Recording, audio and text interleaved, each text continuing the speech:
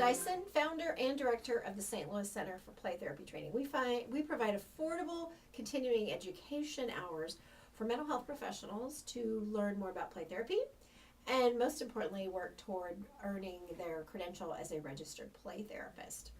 If you've not been to stlplaytherapy.com to learn all about what we do, you need to take a look. Anyway, I'm here today in my playroom.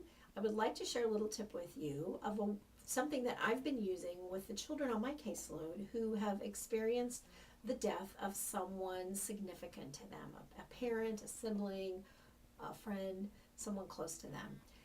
It's so important for children who are grieving to find ways of commemorating the person that they lost. Commemorating in a visual way, because children are so visual, really does help them remember that this person may no longer be living, but that doesn't mean this person is forgotten. They will always be a part of that person.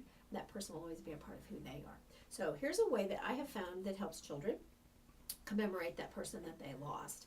This time of year, the hobby stores and craft stores carry ornaments that can be made into for Christmas ornaments.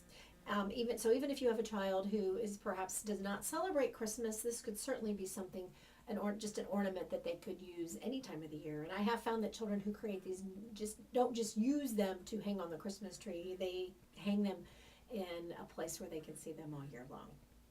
I love these because they're plastic.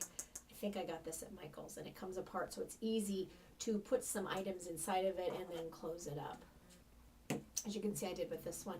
I even added a little ribbon on top of it so that they could hang it up on their tree or hang it on a hook, hang it somewhere important or special to them.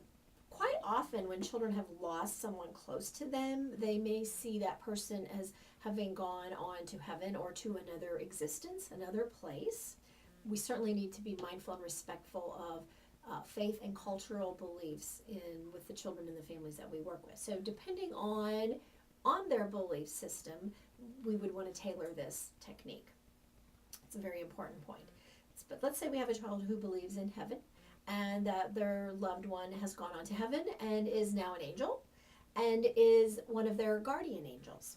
And usually when we think of angels, we think of wings and we think of feathers. So for the particular child that I use this with, I got some white feathers and one of these ornaments, and we talked about their guardian angel and how their guardian angel looks over them and takes care of them. And then we put inside of this little plastic ornament, we put a feather, and then we closed it up.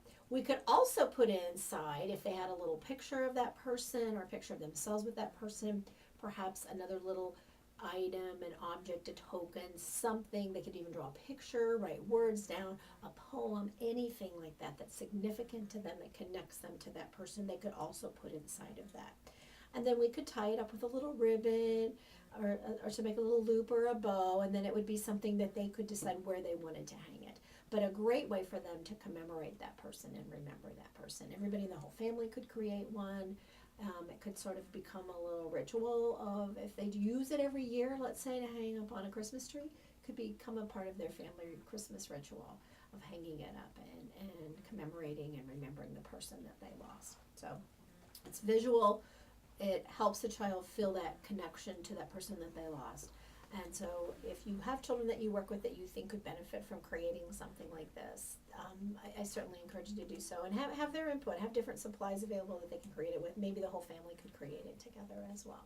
So if you like this idea and you want to learn more, check out my YouTube channel. All kinds of video tips for play therapy. I also am on Pinterest, and I have a Facebook page as well. Go to stlplaytherapy.com, and on the homepage are the links to all of the social media sites where you can find me. I'd love to connect for you, and I'd love to hear from you. So until next time, play on!